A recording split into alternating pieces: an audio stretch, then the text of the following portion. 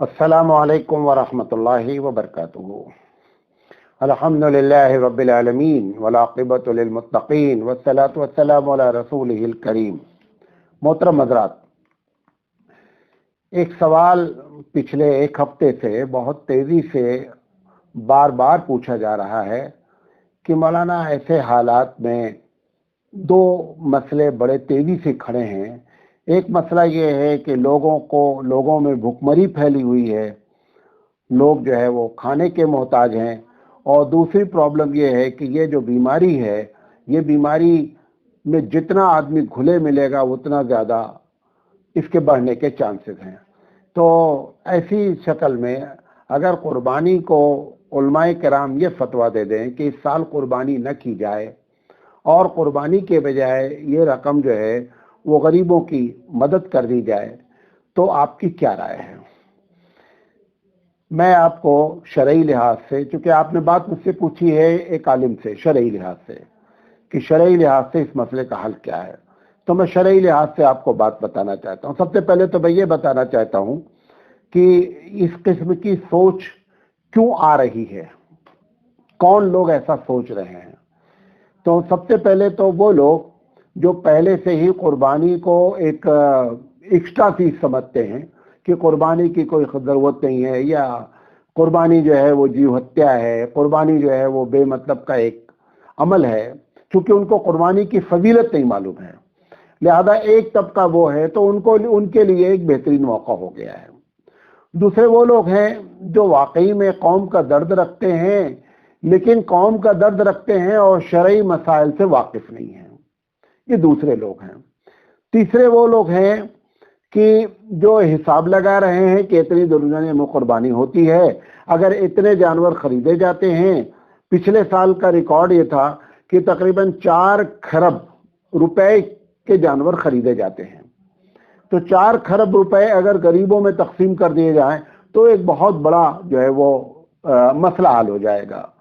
अच्छा, कुछ लोग ऐसे हैं कि जो लोगों की हाँ में हाँ मिला करके वो उसके साथ व्हाट्सएप पे जुड़े हुए हैं कि हाँ ये बहुत अच्छा आइडिया है, हॉस्पिटल बना दिया जाए, गरीबों की मदद कर दिया जाए, जिनके घर में खाना नहीं है उस पैसे से खाने का इंतजाम कर दिया जाए। ये सारी बातें आ रही हैं। देखिए, सबसे पहली बात शरई लिहाज से समझ लें, इसकी फजीलत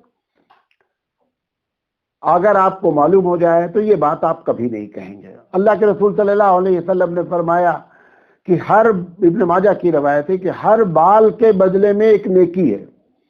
साहबी ने कहा कि भेड़ों में तो बहुत से बाल होते हैं। अल्लाह के रसूल सल्लल्लाहु अलैहि वसल्लम ने फरमाया कि उसके बावजूद भी हर बाल पर एक नेकी है। इसको पहले सामने रखें आप। जब ये सामने रखेंगे तो इंशाल्लाह सारा मसला आपको समझ में आ जाएगा। एक बात। दूसरी चीज, क्या रसूल अकरम सल्लल्लाहु अलैहि वसल्लम के ज़माने में ऐसे हालात पेश नहीं आए और उन्होंने कुर्बानी को पोस्टपोन किया? ये दूसरी बात समझने की है। नबी करीम सल्लल्लाहु अलैहि वसल्लम 10 साल रहे। तिरमिज़ी की रवायत है कि आपने हर साल कुर्बानी की। 10 साल में तकरीबन 6 साल ऐसे गुजरे हैं कि जिसमें जंगी हालात रहे हैं। जंगी हालात में तो सारी दुनिया तनख्वाहें काटने लगती है, जितने भी एक्स्ट्रा खर्चा होता है सब बंद कर दिया जाता है, क्योंकि मुल्क की और लोगों की हिफाजत मकसूद होती है।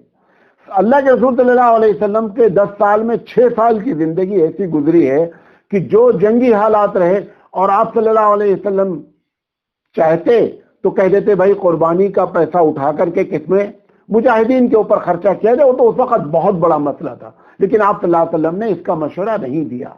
एक बात। नबी करीम सल्लल्लाहु अलैहि वसल्लम के जमाने में कहत पड़ गया, मदीने के अतराफ में कहत था, लोगों के पास खाने के बड़े मसाइल थे। अल्लाह के रसूल सल्लल्लाहु अलैहि वसल्लम ने फरमाया कि लोगों, कुर्बानी का गोश्त 3 दिन से ज्यादा न खाया जाए। ये उसी वक्त पार्टिकुलर टाइम के लिए, खास वक्त के लिए अल्लाह के रसूल ने मना किया था। क्यों?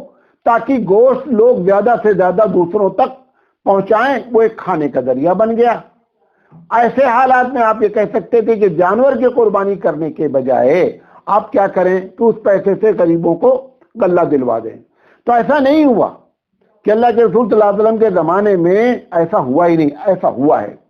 अच्छा, अब मैं एक एक का जवाब लॉजिकली देना चाहता हूं। शरई लिहाज से तो मैंने बता दिया आपको कि शरई लिहाज से किसी तरह ये जायज ही नहीं है कि कुर्बानी को स्टॉप किया जाए और उस पैसे को कार्य खैर में लगा करके ये समझा जाए कि मैंने बहुत बड़ा जो है वो काम कर लिया है।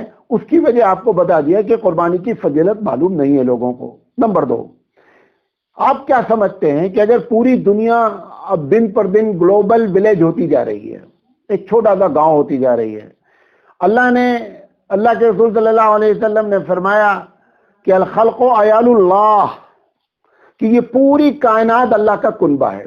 आप बताइए ईमानदारी से कि क्या पूरी दुनिया में हर वक्त यानी 12 महीना हमेशा हालात स्मूथ रहेंगे? हमेशा कहीं ना कहीं के हालात क्या रहेंगे? खराब ही रहेंगे। तो एक मुसलमान की जिम्मेदारी तो फिर हमेशा ही रहेगी कि भाई यहां से खत्म हुआ मामला तो वहां करो, वहां का खत्म हुआ तो वहां करो। तो कुर्बानी फिर हमेशा के लिए क्या हो जाएगी? खत्म हो जाएगी। हालात तो दुनिया में ऐसे रहते ही रहते हैं और हम खुद देख रहे हैं पिछले 10-12 साल से कि कोई ना कोई ऐसी चीज रहती है, कभी जलजला आया रहता है, कभी सैलाब आया रहता है, कभी जो है कोरोना की बीमारी आई हुई है। तो ऐसे हालात हमेशा खराब रहेंगे। अगर इस बुनियाद पर कि हालात खराब हैं कुर्बानी को डिले किया जाए, कुर्बानी को कैंसिल किया जाए इस साल, तो फिर कुर्बानी का एक पूरा जो नज्म है ना, कुर्बानी जो एक अल्लाह की जानिब से एक इबादत है, वो इबादत का एक पूरा शोबा क्या हो जाएगा? खत्म हो जाएगा। तीसरी बात कि आप क्या समझते हैं कि जो कुर्बानी नहीं करेगा, मिसाल के तौर पर एक आदमी 10,000 रुपए का बकरा लाना चाहता था, नहीं लाया, नहीं साहब गरीबों की मदद कर देना चाहिए, तो क्या आप समझते हैं कि वो 10,000 रुपए गरीबों की मदद कर देगा? कितने लोग ऐसे हैं जिनको हम समझाते हैं कि शादी सादगी से करो, उन्होंने सादगी से शादी कर दिया। उनका इरादा था कि 25 लाख रुपए खर्च करेंगे, उन्होंने 2 लाख रुपए में शादी सादगी से कर दी। 23 लाख रुपए उन्होंने कभी भी गरीबों में तकसीम कर दिया है कि हमने शादी चूंकि सादगी से कर दी, चलो 23 लाख हमारा बच गया। ये इंसानी मिजाज के खिलाफ है। अगर आप कुर्बानी का पैसा बचा भी लेंगे तो आप ये नहीं समझें कि उस पैसे को लोग गरीबों में तकसीम कर देंगे।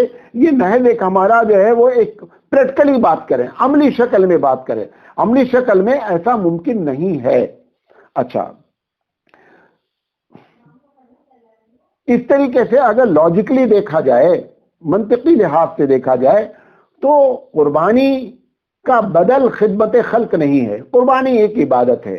अच्छा, और आज कुर्बानी पर आपने इतराज किया, हज में एक आदमी को 2.5 से 3 लाख रुपए खर्च होता है। अब एक आदमी हज पे जा रहा है तो आप उसको बोलो कि यार 2.5 से 3 लाख रुपए अगर तुम कल्ला तकसीम कर दोगे तो बड़ा लोगों को फायदा हो जाएगा, तो फिर हज को बंद कर दिया जाए, तो इस तरीके से जो पिलर्स हैं इबादत के, वो एक एक करके लोग जो है इस तरीके से उसमें शिकले निकाल करके और उसको खत्म करने की कोशिश करेंगे। अच्छा, हकीकत में करने का क्या काम था वो नहीं किया जा रहा है। करने का क्या काम था ये बताया जाता कि लोगों कुर्बानी, अब आपको बॉम्बे वगैरह में बात दो, हमने 5 लाख का बकरा किया, हमने 6 लाख का बकरा किया। इस पर तकरीरें की जाएं, इस पर नसीहत की जाए, लोगों को समझाया जाए कि कुर्बानी कोई शौक मारने की चीज नहीं है।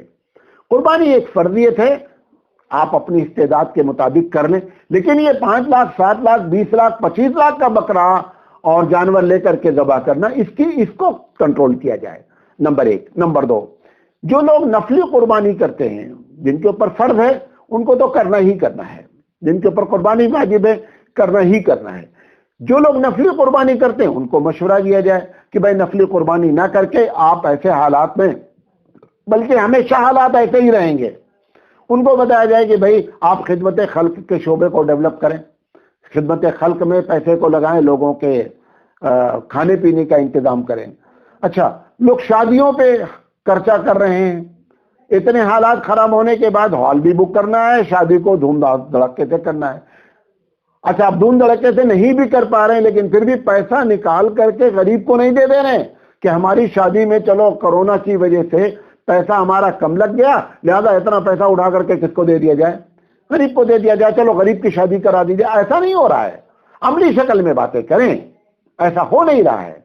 अच्छा, तो उनको समझाया जाए भाई कि कम से कम शादी में सादगी अख्तियार करें। बर्थडे वैसे ही मनाया जा रहा है, اس میں لوگوں کو بتائیں کہ یہ پیسے یہاں خرچہ کرنے کے بجائے لوگ جو محتاج ہیں ان کی مدد کی جائے. لوگ ایک گاڑی لیے ہوئے ہیں, دوسری گاڑی شوق پہ چاچر, شوق کی وجہ سے جو لوگ کام کر رہے ہیں ان کو گھر بنانا ہے, گھر بنانے میں جتنا خرچہ آتا ہے اس سے زیادہ پوچھتے ہیں, کہتے ہیں کہ انٹیریئر ڈیکوریشن میں تو 1 کروڑ لگ گیا, گھر بنانے میں 50 لاکھ روپے لگے. تو ایسی چیزوں پر کنٹرول کریں. مسلمانوں کو چاہیے کہ جو چیزیں آپ کے شوق کی وجہ سے فضول خرچی ہو رہی ہے ان پر کنٹرول کریں. ایک آدمی کو صرف قربانی سے روک کر کے آپ اس کو خدمت خلق کے شعبے کو ڈیولپ نہیں کر سکتے ہیں. اچھا چلو لاجیکلی بات کر لیتے ہیں, کیونکہ مادہ پرست لوگوں نے ہی اس مسئلے کو اٹھایا ہے زیادہ تر.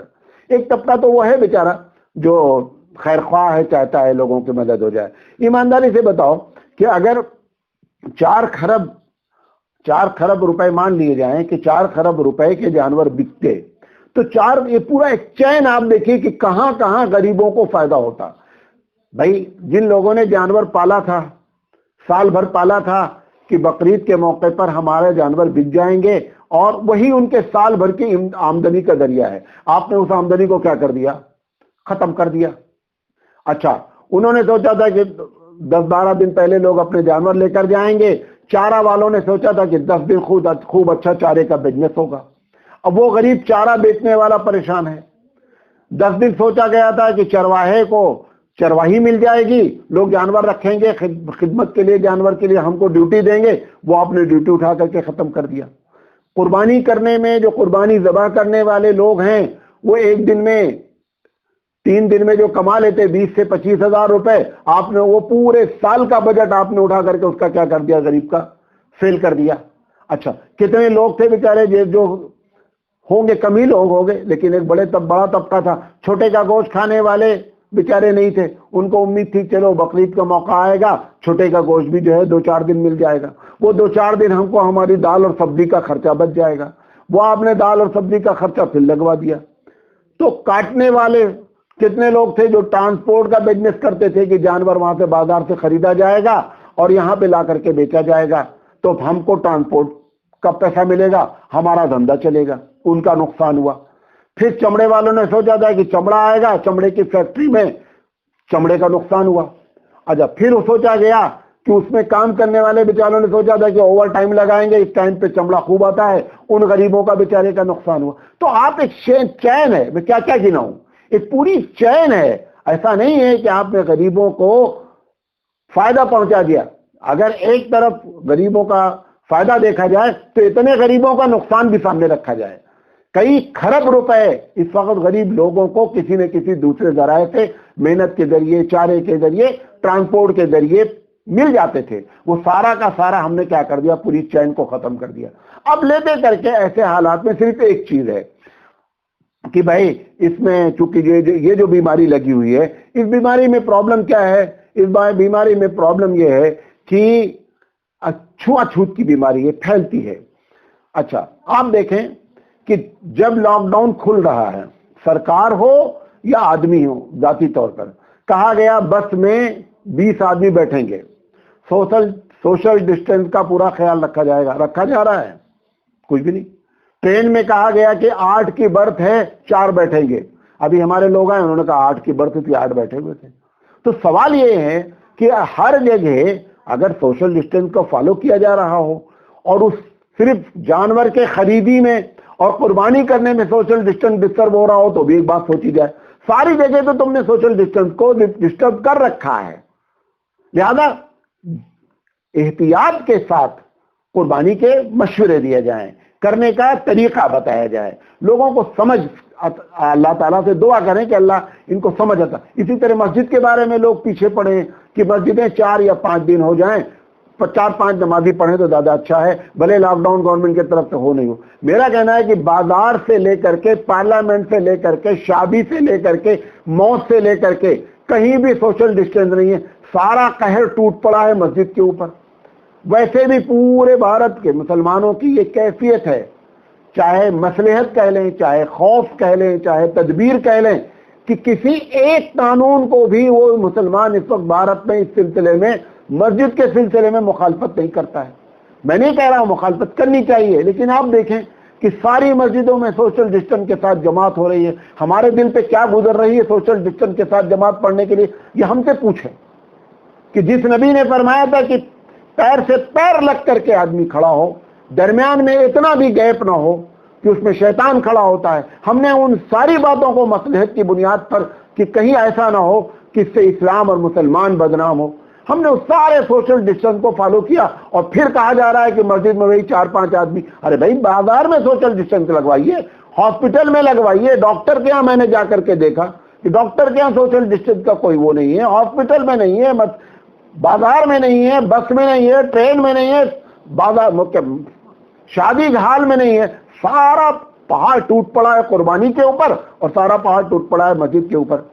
سوشل ڈسٹنس کو ہر جگہ فالو کریں جیسے مسجد میں فالو کر رہے ہیں، اور قربانی احتیاط کے ساتھ کریں، یہ نظریہ پیش نہیں کریں کہ ان پیسے کو غریبوں کو دے دیا جائے تو بڑا فائدہ ہے۔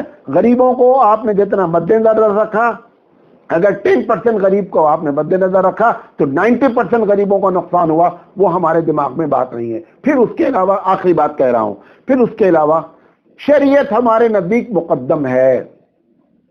آج قربانی بند، کل حج کو کہا جائے گا، لہذا جو لوگ امت محمدی صلی اللہ علیہ وسلم جو اللہ اور اس کے رسول کی بات مانتے ہیں، ان کے سامنے میں نے مثالیں دی کہ 10 سال حضور صلی اللہ علیہ وسلم نے 6 سال ایمرجنسی کی حالت میں بھی قربانی کو آپ نے 10 سال لگاتار قربانیاں آپ نے کی ہیں، لہذا رسول اکرم لقد کان علیکم فی رسول اللہ اسوۃ حسنہ، حضور اکرم صلی اللہ علیہ وسلم کی زندگی ہمارے لیے بہترین نمونہ ہے۔